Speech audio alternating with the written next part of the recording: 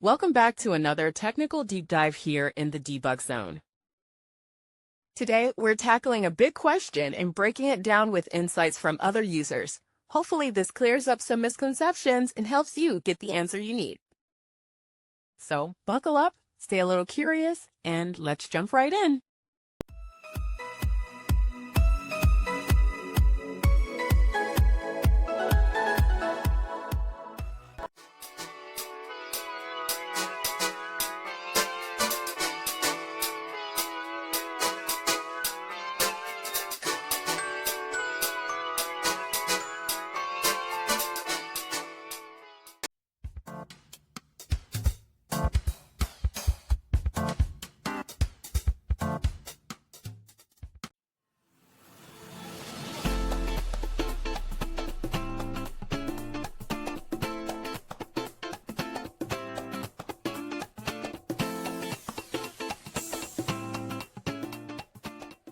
And that's a wrap.